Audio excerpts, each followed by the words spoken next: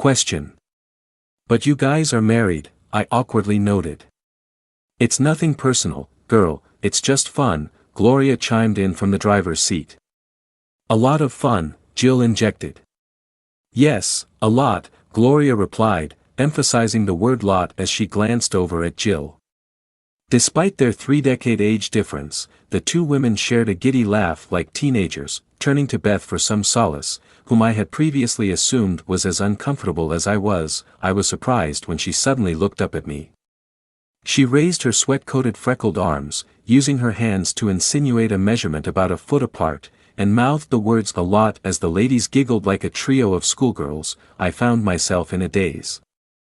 My mind suddenly flashing back to the porn star Alex had written about in his story, though his name escaped me at that moment. Their voices faded into background noise as my thoughts raced a million miles an hour, trying to process what was happening. Salami, I suddenly heard from the front seat, snapping me out of my haze. Huh?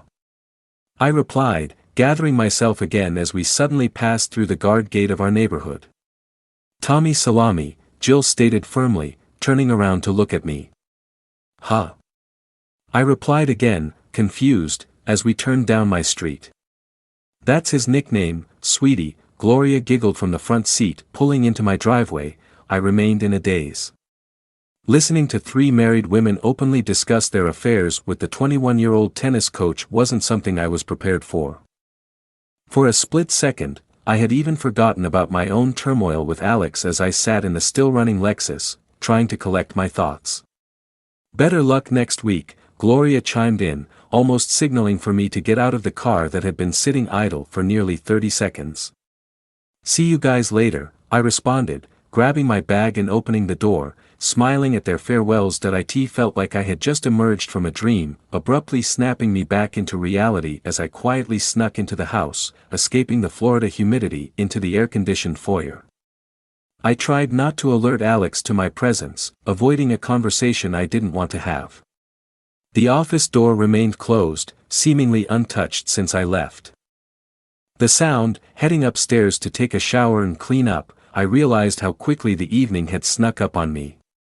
Although short, tennis matches wore me out, especially in the Florida summer heat. With Emily staying at a friend's house that evening, the house was quieter than usual. Alex managed to break away from his office long enough to throw something on the grill for a quick dinner. He almost seemed impatient in his desire to return to his office, more so than usual, as he went through the motions of asking about my day, seemingly forgetting that I had even had a tennis match. Before I knew it, I was brushing my teeth and getting ready to crawl into bed, feeling the weight of the day's events settling in.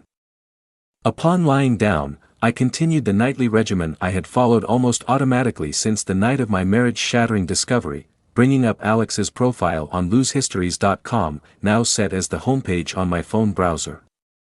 Surprisingly, there hadn't been much action from Alex over the past couple of weeks. Despite his usual online presence, he hadn't added a third part to his hall pass story, which I had expected to come by now. Nevertheless, it was as if I needed to see that online now next to his name to keep the flame of my newfound resentment for my husband ignited. Upon accessing his profile, the green online now indicator appeared next to his name, as it had been consistently for weeks. My attention immediately fixated on the red badge displaying a 3, a number that had remained a 2 for several weeks prior. My heart raced as I realized that all those hours of hearing his keyboard clacking from behind his closed office door had culminated in a third installment of his hall pass story. Clicking over to the Stories tab, my finger instinctively moved to select the Hall Pass, Part 3, only to find it conspicuously absent. In its place was a story titled The Adventures of Footlong Frank, The Bucket List. What in the was this? And who the was Frank? Little did I know then that the next hour would likely alter my life as I knew it. Just as I was poised to click into the story to see what kind of demented scenario Alex had created this time, my phone buzzed with an alert from Signal. It was a message from Gloria, popping up in our group chat and abruptly bringing me back to the reality of my day that I had briefly forgotten while engrossed in the website. Hope you aren't mad at us, the message preview read on the top of my screen. followed by a smiley face clearly directed at me that I was at a crossroads. I couldn't abandon these ladies despite my moral disagreements with their actions. They were my only friends, a sanctuary away from my new normal at home. They brought me joy and made me smile. If I ended these relationships, I'd be isolated at the club. What would I do then? A million thoughts raced through my mind as I considered my response. I'm good. I don't judge, I responded with a smiley emoji, immediately loved by the three. Okay, great. Gloria shot back, quickly liked by both Jill and Beth. Tough day out there, ladies. We will get them next week. Jill injected. A pause in the conversation caused me to jump back to Alex's story, which immediately floored me from the beginning. The title alone was disturbingly suggestive. I felt like I was in a matrix as I began to read about a fictional man named Frank, whom my husband had conjured up in his demented brain, sporadically interrupted by push notifications from Signal breaking my concentration. I took a lesson a few hours ago, Beth chimed in, met with a surprise emoji by both Jill and Gloria. You lucky.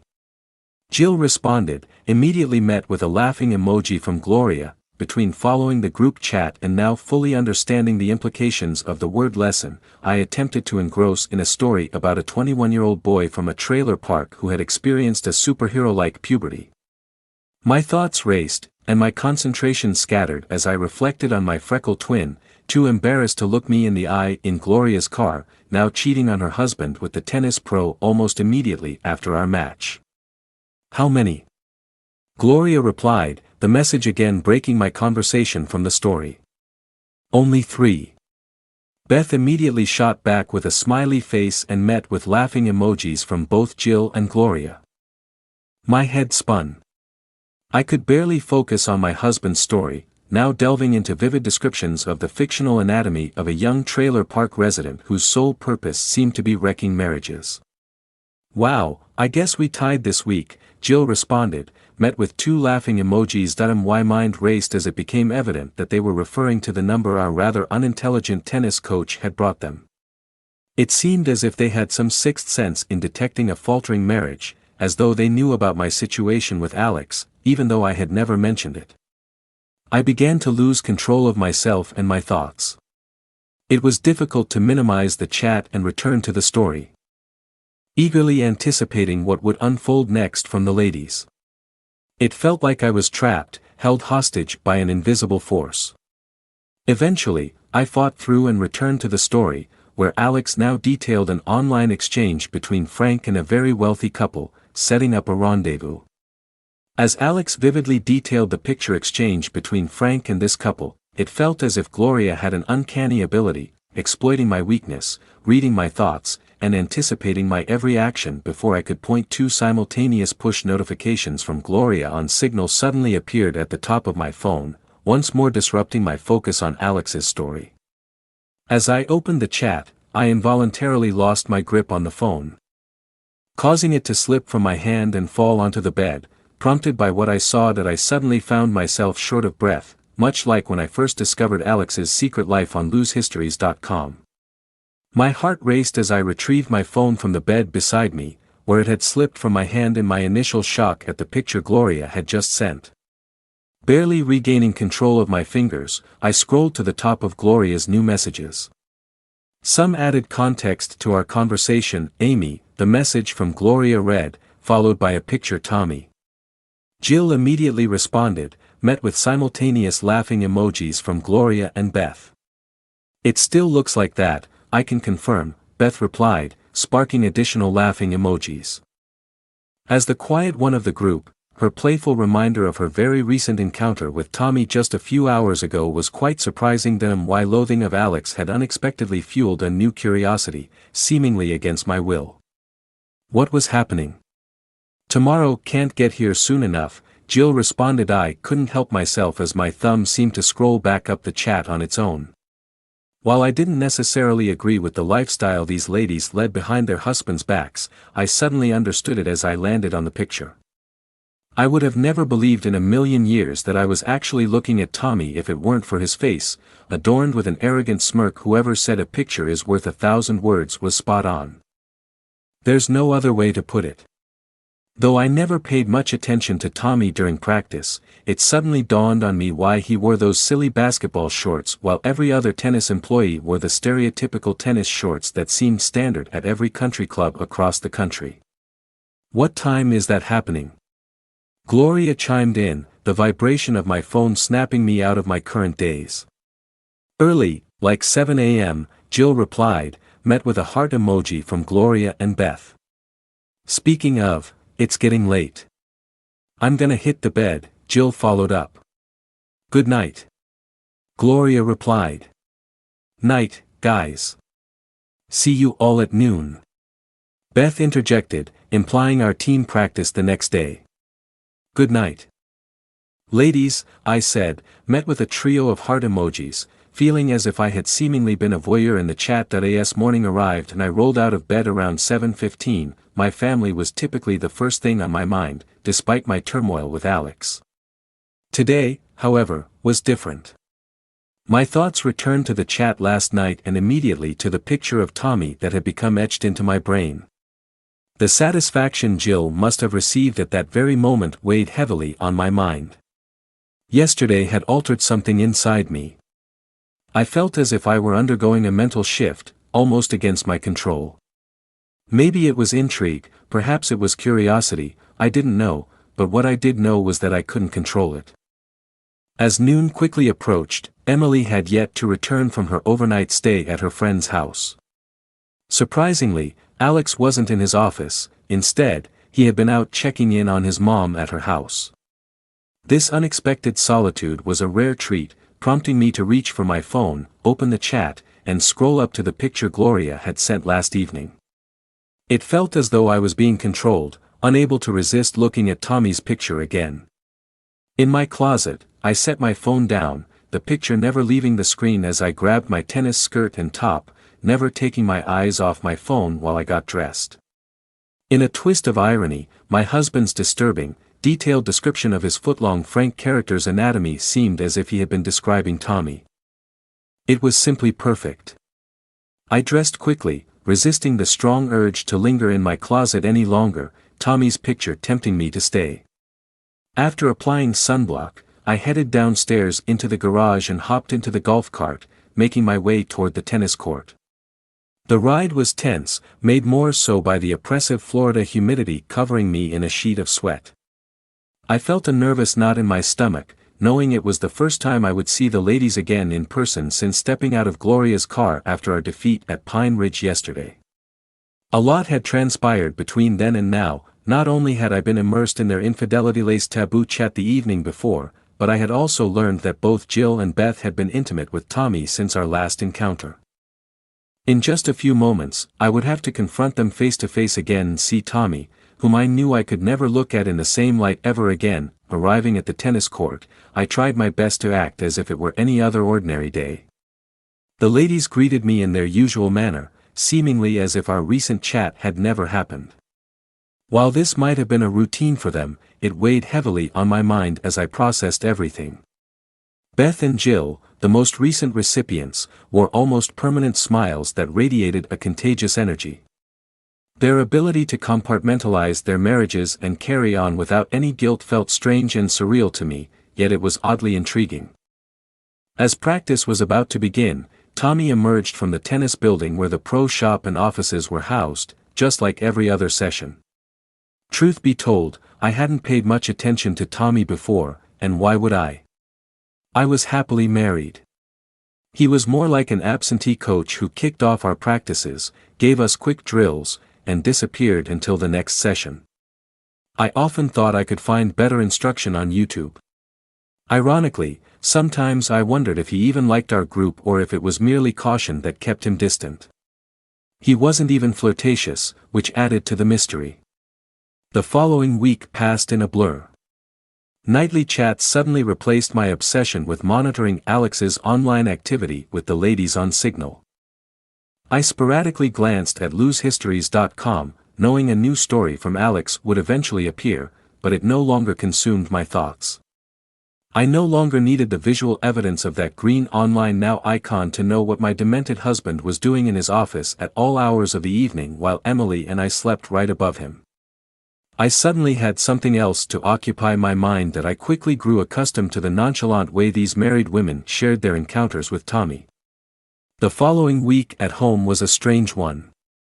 For the first time, Alex suddenly acknowledged my new love for tennis and the amount of time I spent at the club, his tone seemingly annoyed. Maybe the invoice from the country club sparked his sudden curiosity. It was as if losehistories.com were down for maintenance, and Alex finally had time to analyze the world around him, noticing my frequent absences. I had to re-emphasize the tennis league I had joined as if he had been so consumed with his new secret life as an writer that he hadn't heard me the first time. The sudden demand for my attention caused a palpable tension. That week quickly became a turning point in our marriage and my life as Alex began making subtle comments that felt like veiled insults about my fitness and tennis performance. He would remark how interesting it was to see me putting so much effort into the sport, as if questioning my dedication or abilities. I hadn't seen this side of him before in our 20 years of marriage. Mocking me and casting doubt on my efforts. Where was this coming from? Until then, I had naively hoped to avoid this confrontation forever.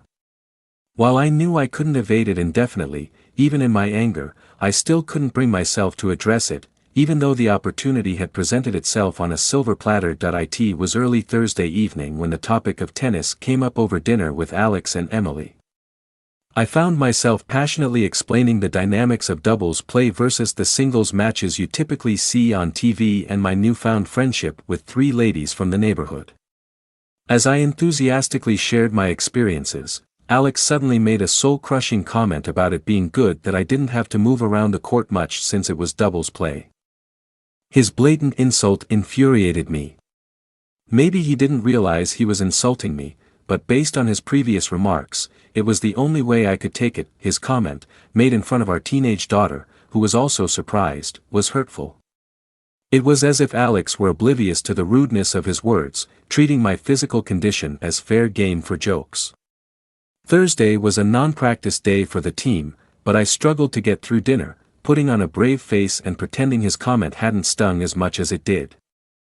Afterward, I decided to head to the club and practice on my own with the ball machine, even though they were closing in an hour, if only to escape and focus on something that might offer a bit of solace.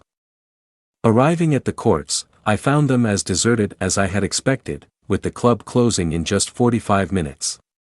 Walking up the steps to the pro shop to rent a ball machine, I spotted Gloria sitting alone at a table on the veranda, seemingly enjoying the peaceful evening with a glass of white wine.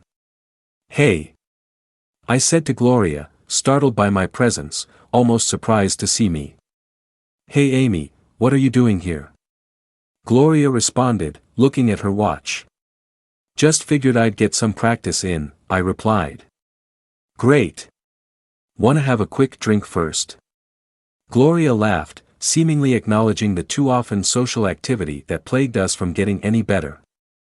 "Sure, why not?" I laughed, sitting in the chair beside her on the empty veranda overlooking the vacant tennis courts. At that moment, I knew I wouldn't be seeing a tennis ball that evening. Strangely, it was the first time I had been alone with any of the ladies since meeting them. Everything had always been done in a group, whether practices or matches. I'd be lying if I said there wasn't a subtle tension in the air, as if Gloria, the mother of our team, could instinctively sense that something was off with me. She wore our home uniform, a white one-piece skirt and tank top that emphasized her long legs, which seemed more tan than usual and highlighted her toned 60-year-old arms. It almost felt like she was dressed up. It was hard to explain, but despite her vibrant appearance, something seemed different. "Everything all right, girlie?" Gloria inquired with a sincere, almost motherly tone, clearly noticing a difference in me from what she was used to. "Yeah, I think so," I responded, struggling to hide my frustration with Alex in my voice. "Well, I'm always here for a listening ear if you need one," she responded, followed by a 10-second awkward silence. "Sorry if the Tommy stuff freaked you out," she said, quickly changing the subject. It was surprising for sure, I responded with an uncomfortable laugh. I suppose at some point I became immune to the fact this wasn't normal, she laughed. How did that come about anyway? I asked. Gloria's eyes lit up at my first genuine inquiry into her situation. Tommy had become an unexpected but convenient solution, seamlessly fitting into the existing routine of her life without raising any suspicion. So, how did Beth and Jill become involved? I asked again, her eyes brightened as if I were asking questions from a script she had meticulously planned. She detailed the timeline of how she met Tommy and the formation of their league, which had somehow consisted of just the three of them over the past 2 years. Due to the uneven number, one had to sit out each match weekly. The club's lackluster efforts in recruiting new players and expanding the leagues were part of why they warmly welcomed me as a newcomer. She explained that Beth and Jill's eventual involvement with Tommy also hadn't been planned but happened organically. Over their first year of bonding as a team, it became natural for the women to confide in each other, whether it was Jill's life, which felt more like a business transaction as she and her husband, or Beth's situation, where her husband, like mine. No guilt though? I asked, my tone almost too probing as if I were seeking advice on how to handle the guilt. Well, of course, there was guilt. Initially, at least, Gloria responded with a sly grin, followed by another 10-second silence as I took a sip from my wine, attempting to digest the current conversation. You saw that thing, Gloria laughed, looking down at my phone on the small table. Hard to miss, I laughed, putting my wine down and doing my best to conceal the fact I had looked at it almost daily since she shared that picture. That is crazy, I shot back. So, what's your story, girl? Gloria asked abruptly, cutting through the tension. Oh, you know. Just life, I responded with a sigh, glancing at my watch and realizing it was nearly 9 p.m. and almost closing time. Problems at home? She shot back, seemingly genuinely concerned. While Gloria exuded an aura that made me feel comfortable opening up to her, I wasn't sure if I felt ready to share the entire reality of my life. However, there was something about that evening, the serenity of the veranda, our conversation, and the anger I felt toward Alex that made me want to spill everything that had been building up inside me since discovering my husband's secret online life. Well, I started, on the verge of spilling my guts, my words cut short by the squeak of the pro shop door opening, a sound desperately in need of some WD-40. Both Gloria and I turned around, wine in hand, as Tommy emerged from the pro shop, moving toward us in what felt like slow motion, causing me to nearly drop my glass on the veranda's elegant pavers as my gaze fixed on his. Tommy was suddenly wearing the same tennis shorts as the rest of the staff, and it quickly became apparent why he had previously opted for baggy basketball shorts. Stopping just short of our chairs, he looked down at us with the same sly grin I had seen in the picture. Even someone as clueless as Tommy couldn't miss the fact that my eyes were locked onto his. I quickly tried to correct myself and looked back up at him. Hey Amy, how are you? New shirt? He asked, his expression a mix of surprise at my presence and an even larger grin, clearly aware that he had caught me staring. Hey Tommy, doing well. Thanks, I replied, surprised that he not only remembered my name but also noticed the new tennis top I had just gotten. Hey, Gloria, Tommy said, followed by a few seconds of awkward silence. Are you ready for our lesson? Tommy asked, looking down at Gloria with another arrogant smile. My heart began to race as the gravity of the situation I had stumbled into finally sank in. It was closing time, and everyone was supposed to be gone. I wasn't even supposed to be here. I had accidentally run into Gloria, who was there solely because it was her turn in the rotation with Tommy. I felt incredibly awkward as she gave me the same look I had seen in the rearview mirror that day on the way to Pine Ridge. So, I'll see you tomorrow, Gloria said, her tone indicating it was time for me to leave without directly saying it. Sounds good, I replied, catching the hint and standing up, leaving my half-empty wine glass behind. I've got the drinks, sweetie, she responded. Thanks, I said, glancing back at a smiling Gloria, which earned me another wry smile. My mind was in knots as I walked back to the golf cart. Tennis bag in hand, having neither broken a sweat nor seen a single ball. The 10-minute ride home was a whirlwind of emotions, with the warm Florida breeze blowing through my hair. Still overwhelmed by my anger toward Alex, I was simultaneously hit with a wave of horniness I had done my best to suppress for months, and it had finally boiled over as I drove through the neighborhood. Pulling into the garage, I sat in the golf cart, shutting the door behind me. The white noise of the buzzing garage light was the only sound remaining. The front row seat I had just experienced into Gloria and Tommy's infidelity-laden rendezvous suddenly overwhelmed my thoughts. Before I knew what was happening, I had Signal opened on my phone, going back to the picture I had looked at 100 times over the past few days. My mind fixated on what Gloria might be doing with Tommy entering the house. It felt as if everything had reverted to the unsettling normalcy of the past few months. Alex, who had been so overbearing and insulting earlier, was now shut away in his office, typing away at his keyboard while pretending to work. Emily was out with the same friend she had stayed with the previous week. My mind was still reeling, and the events of that evening hadn't even warranted a shower as I trudged upstairs to collapse into bed. As I lay in bed trying to sort through my thoughts, something strange began to happen. Flashbacks of my conversation with Gloria on the veranda replayed in my mind, with images of Tommy's. I had never thought of something like this in such vivid detail before. What was happening to me? It was the very first time in my marriage that I had contemplated the idea of being with another man, even if only in my thoughts. This unsettling realization was impossible to ignore. As Friday morning arrived, I found myself alone in bed, with Alex having already gone downstairs to his office to work. I was surprised to wake up to a new Signal message, but instead of the usual group chat, it was a direct message from Gloria. "Hey girlie, enjoyed talking to you last night. Sorry for the awkward goodbye. LOL," it read. "No worries. I hope you had a good lesson," I replied, followed by a laughing emoji. Fridays were practice days, with an upcoming match at home the next day. Although I knew I would see Gloria in a couple of hours, the thought of continuing our chat, which Tommy's arrival had abruptly cut off. It was almost as if Glorita knew I had been longing to keep our conversation going, even if only virtually. "Freaking amazing as always, girlie," she replied.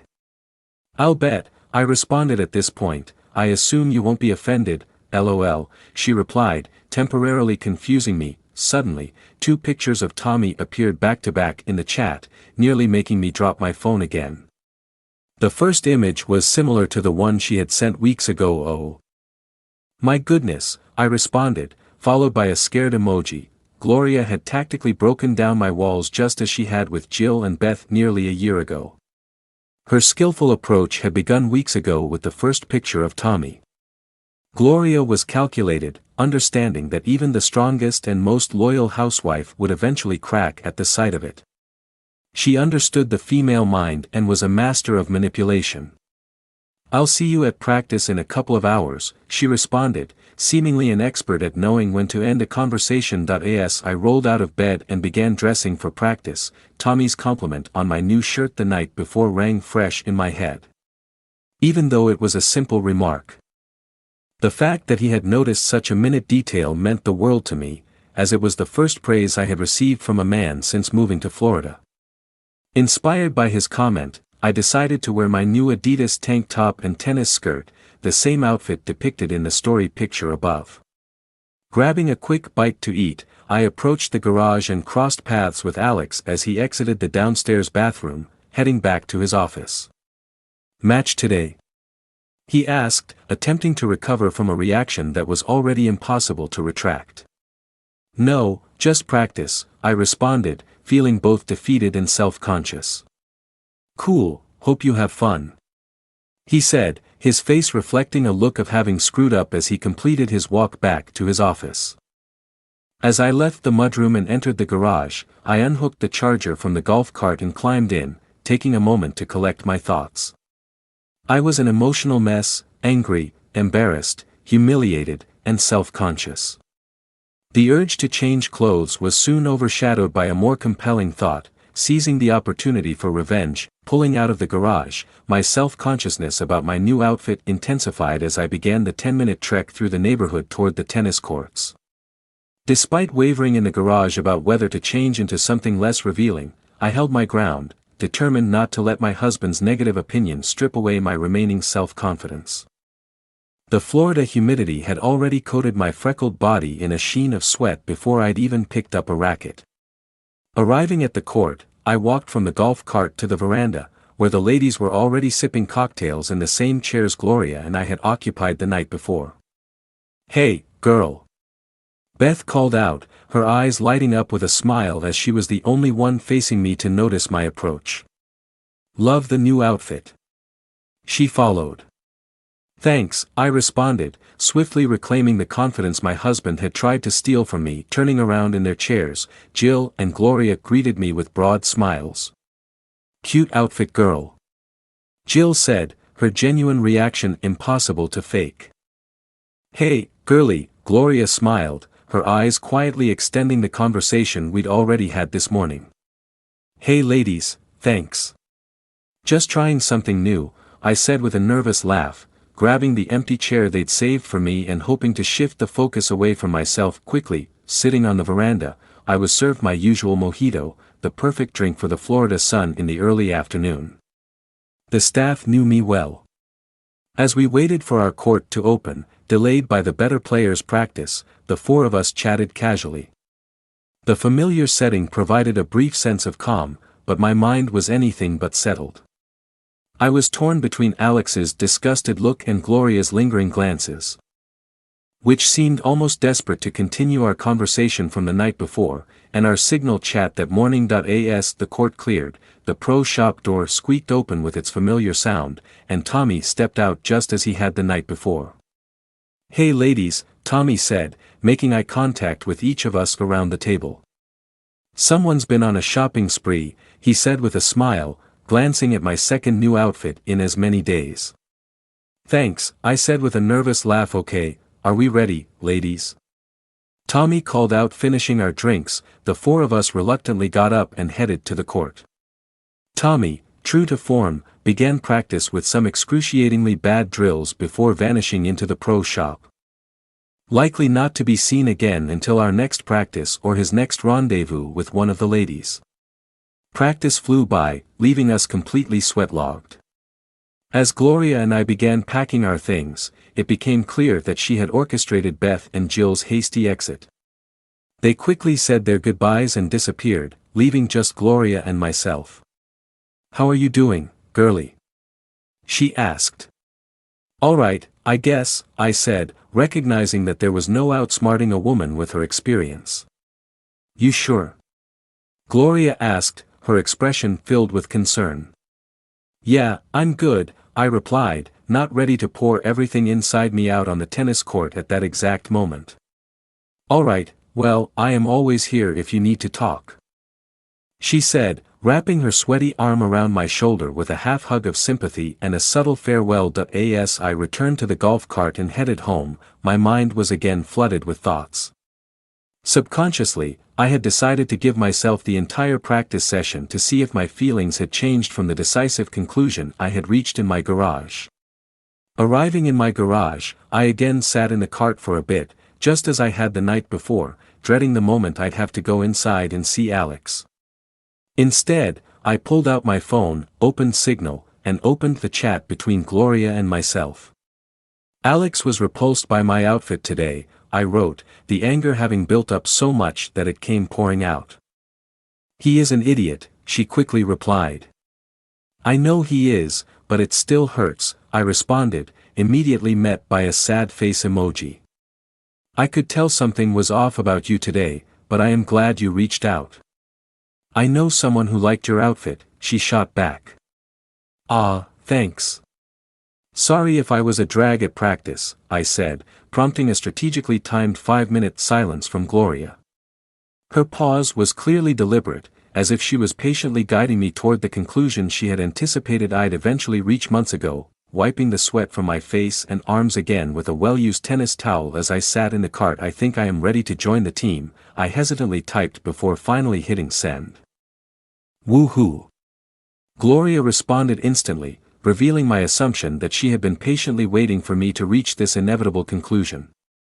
This is one of the best decisions you have ever made, trust me, she immediately followed.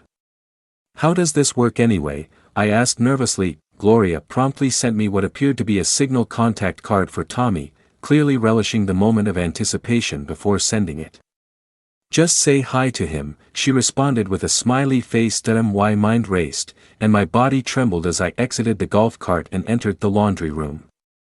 Wiping my face and arms one last time, I tossed my sweat-soaked towel into the open washing machine before moving through the house.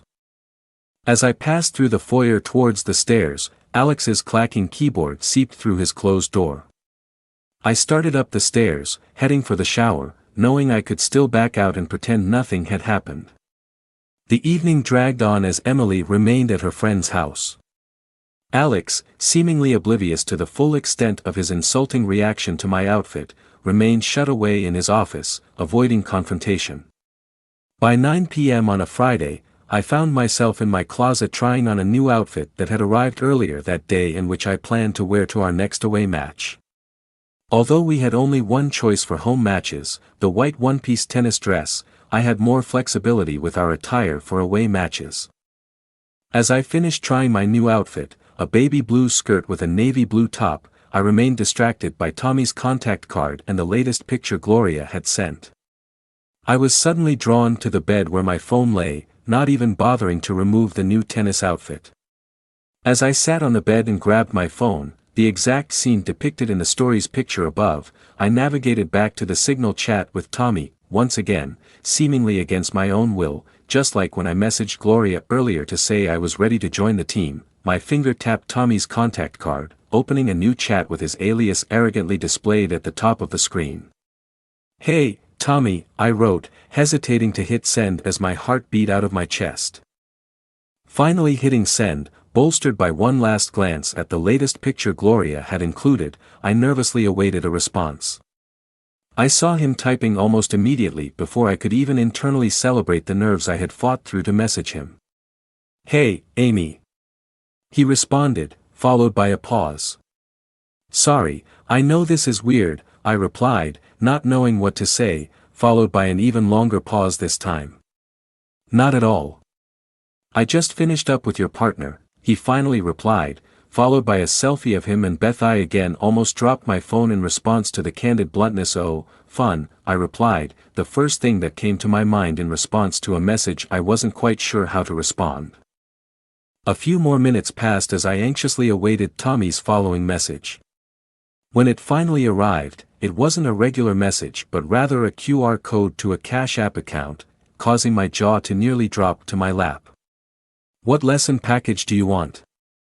Tommy's follow-up message read, its bluntness catching me entirely off guard. My mind instantly flashed back to Jill's comment in Gloria's car months ago on the way to Pine Ridge Country Club. She had mentioned paying for lessons but never actually taking them, which suddenly made everything clear. In a near panic, I quickly closed the chat with Tommy and opened up my direct conversation with Gloria. He is asking what package I want," I wrote. "Start with one and see how you like it," Gloria replied almost instantly, her tone unexpectedly serious, as if she had anticipated my question that I didn't even know how to respond, fidgeting restlessly in bed, unable to remain still. I was a sophisticated, college-educated woman, a mother, and a wife of 2 decades. Who in the hell did he think he was? The nerve of this guy to send me a Cash App QR code without showing any interest in who I was as a person was infuriating. In what seemed like a recurring pattern, I dropped my phone onto the bed beside me, attempting to gather my thoughts. My mind raced uncontrollably as I sat on my bed, leaning against the headboard with my phone beside me. I weighed the consequences of backing out of a commitment that Gloria clearly took seriously and the potential fallout with my new friends. It felt like being entangled in the mob. Extricating yourself without severe repercussions was nearly impossible once you were in. I understood that withdrawing now would irrevocably change everything. I'd be unable to view Tommy the same way ever again, risk ostracism from the group, and be forced back into the daily life of a broken marriage and a husband I now loathed. A rare moment of clarity suddenly struck me. I should have anticipated how this would unfold based on Jill's comment. Deep down, I knew a payment was involved, so why was I suddenly feigning outrage? Perhaps I had been naive. My sense of attractiveness was now front and center. Maybe my husband's secret life was a reflection of my own diminished desirability. Perhaps the way he looked at me in my tennis outfit earlier was how the rest of the world saw me. In a sudden lapse of self-confidence and insecurity, I returned to the chat with Tommy, the Cash App QR code glaring up at me. Scrolling back up, my eyes were drawn to Beth's face in the selfie he had sent, a face marked by pure, unrestrained satisfaction, something I hadn't felt in years. Flashbacks hit me like a tidal wave, the permanent smiles on my teammates' faces. The overwhelming flood of thoughts pushed me to scroll down and put my thumbs on the tiny keyboard. Almost against my will. Just one, I typed back, my fingers betraying the shame I felt as it likely seeped through my phone. Cool, send me $300 when you get a chance, Tommy quickly replied, his tone cold and transactional, making me second-guess whether I was making the right decision. Closing the chat with Tommy and jumping back to Gloria, my heart pounded against my chest. So, $300, I wrote. They get cheaper the more you buy, she quickly replied. I don't even have my own money, I responded nervously, so, it's tennis lessons. Every tennis player needs lessons. Surely your husband is cool with that, right? She asked. I suppose so, I responded. Gloria was being strategic, laying low. And only addressing my concerns when prompted, leaving me to navigate the waters of Tommy on my own. She wasn't her usual chatty self, responding only to my questions in a seemingly serious tone. Returning to my chat with Tommy, I stared at the Cash App QR code for a few more seconds before finally tapping it. The app opened, leading me to a payment page for a username made up of a blend of words, including tennis, Tommy, and 11. My fingers hovered over the number pad as I hesitated, typing in 300 and adding a memo of tennis lessons. I paused before hitting send, knowing that clicking the button would not only immediately debit a joint checking account I had contributed absolutely nothing but also irrevocably altered the makeup of my soul. Making me no better than the husband I had quietly grown to loathe over the past several months. As I hit send, a notification from the app and an email from our bank confirmed the transaction. I knew Alex would receive the same notification downstairs in his office. Likely questioning the transaction, he would see the memo and return to his writing or whatever in the hell he was doing in his office, knowing better than to bring up anything tennis-related after that morning's events. Received, read a push notification from Signal at the top of my phone. As I opened it, the stoic nature of Tommy's response confirmed the payment that I was overwhelmed with guilt and shame as I saw Tommy actively typing a message. Will tomorrow night at 9 p.m. work for you? He wrote, cold and calculated, almost like a machine. My life flashed before my eyes once again. Everything had happened so quickly. Amid my guilt and shame, it felt as if I had been under Gloria's spell, physically controlled by her puppet strings. I was like being on a roller coaster, and I could not escape until it came to a halt. I was already in too deep, and it was too late to turn back. My thumbs seemed to move independently, returning to my phone's keyboard. That works, I replied nervously, oblivious to or unconcerned about any prior Saturday evening family commitments I might have made. See you then. Get there at 8:45 if you can. The same spot you were at last night, he responded. Also, wear your home team outfit, he quickly followed. Will do, I responded, a sudden excitement washing over me. It now made sense why Gloria had worn our club-issued white tennis skirt last night. Tommy was very particular. I did it. 9 p.m. tomorrow night, I messaged Gloria. Yes. So proud of you, girlie. She responded exuberantly, her excitement radiating through the screen. I'm nervous, I replied. Don't be, girlie. In a couple of days, your biggest worry will be convincing your husband to get a second job to pay for your next 200 lessons, Gloria sent, followed by a crying laugh emoji, skillfully reminding me of the transactional nature of my new life. As we said our goodnights, I got off the bed and went into my closet to take off the tennis outfit I had nearly forgotten I was still wearing before returning to bed.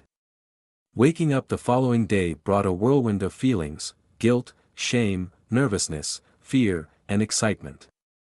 The day got away from me quickly. Alex became scarce, visiting his mother most of the morning and afternoon while Emily hung around the house with a friend. I did my best to keep my mind off the impending evening by keeping busy with house chores.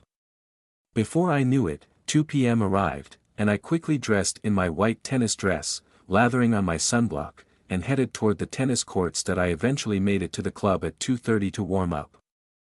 I expected my experience at the court to feel different today, but it didn't.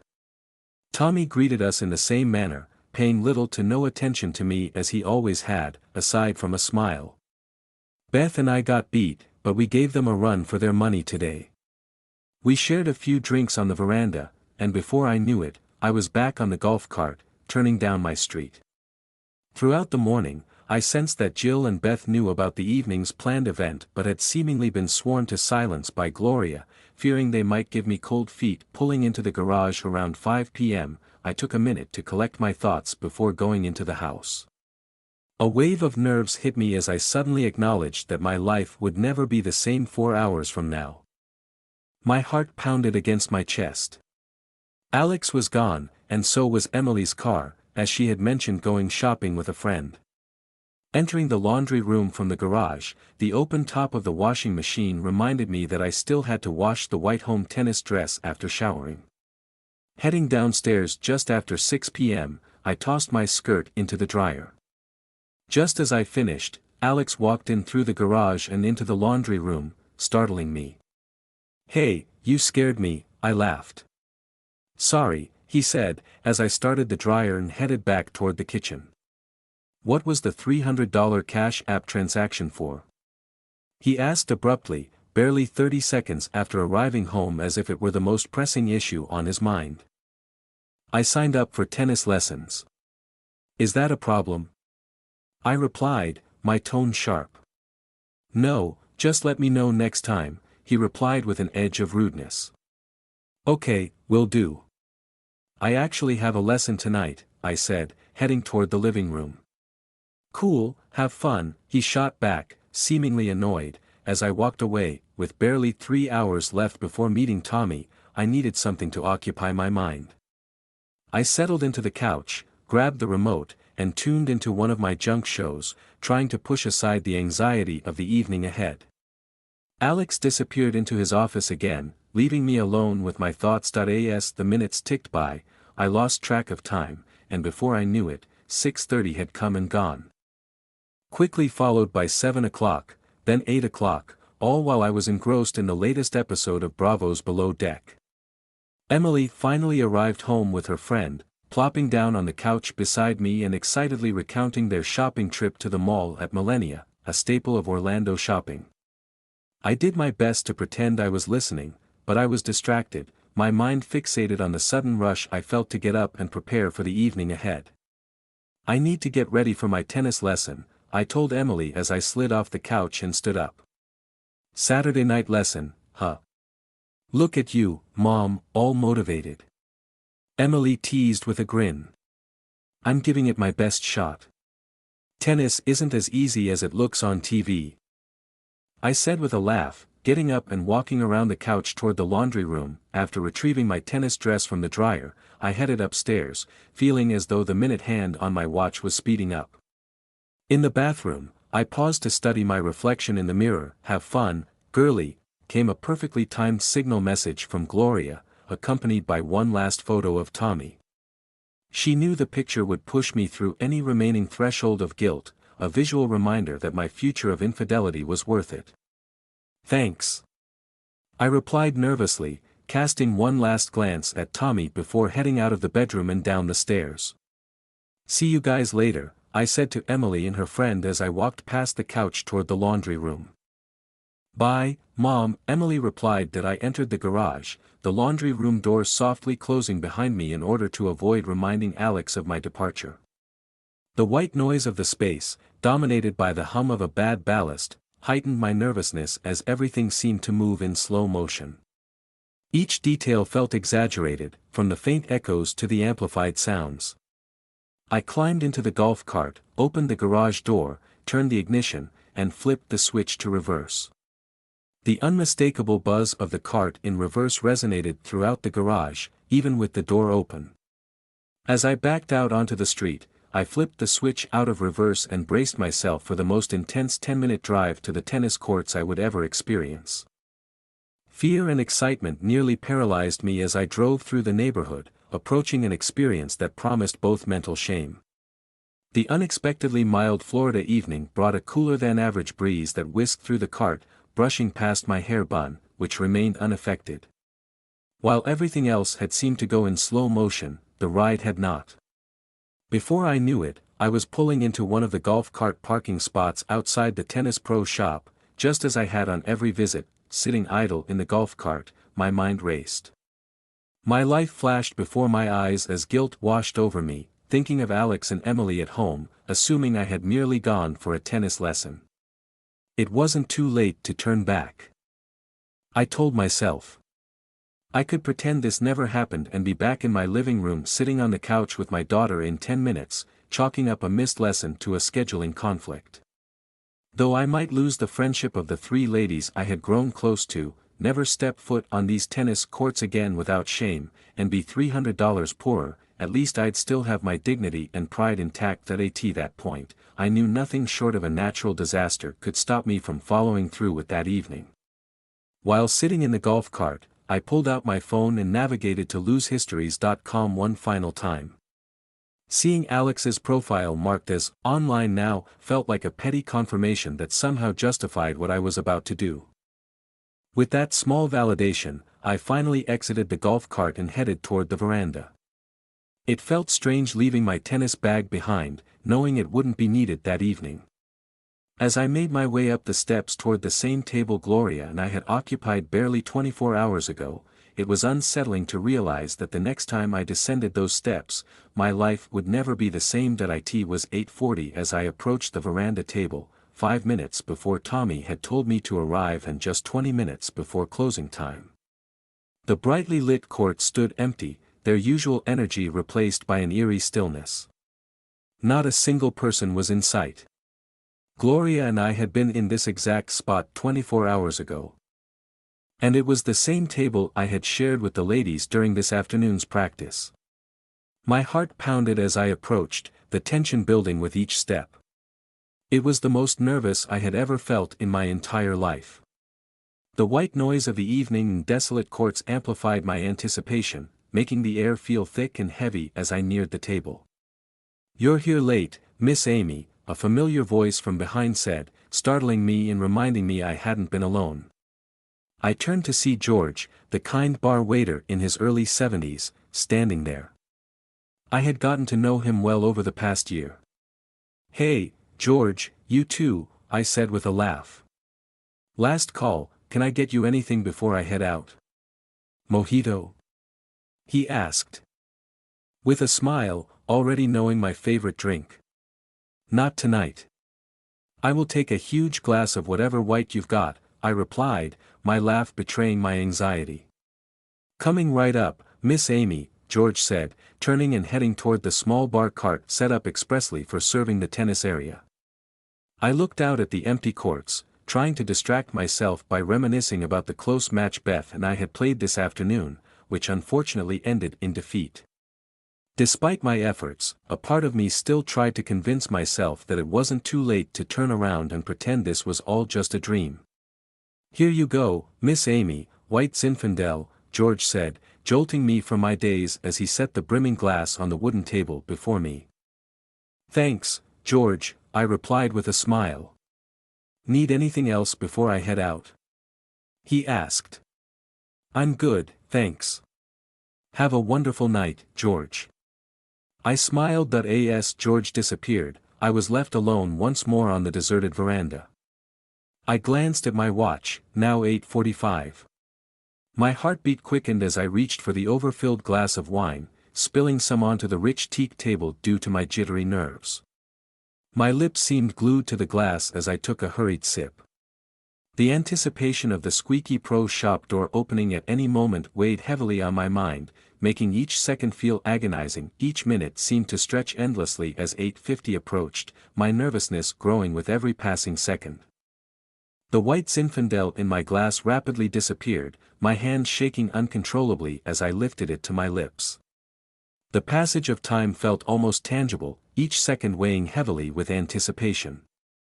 By 8:54, the glass was nearly empty, and my anxiety was intense. My heart raced, and my hands trembled as I tried to steady myself, the dwindling wine mirroring the fleeting moments before my life as I knew it would change. As if it were intentionally coordinated, the squeak of the pro shop door opening, now a symbol of Tommy's presence in my world, perfectly coincided with the last drop of wine slipping down my throat. The timing felt almost deliberate, the sound slicing through the tense silence. I knew that turning around would change the fabric of my being forever. Run! The struggling angel on my shoulder screamed in a final, desperate plea to keep me whole. Setting my empty glass on the table, I took a deep breath and turned around to find Tommy approaching, just as he had the night before, clad in the same pair of tennis shorts. "Hey, Amy," he said, looking down with the same arrogant grin that seemed almost permanent these days. "Hey, Tommy," I replied nervously. "Are you ready?" He asked, jolting me back into reality and making my heart race even faster, subtly reminding me of the transactional nature of the evening. My life flashed before my eyes as I gazed up at Tommy's smirking face. The realization sinking in that $300 of my husband's hard-earned money was now sitting in his bank account, prepayment for the service he was about to provide to his neglected wife. I stood up abruptly, leaving my empty wine glass on the table. Tommy took the lead back toward the pro shop. He eventually opened the squeaky door and held it for me to pass through. Once inside the dimly lit shop, now lacking its usual brightness, the door closed behind us. Despite having spent a considerable amount of time there, checking in, renting a ball machine, or browsing the merchandise, I had yet to learn what lay beyond the walls of the main area. "This way," he said, guiding me toward the short hallway to the left of the counter.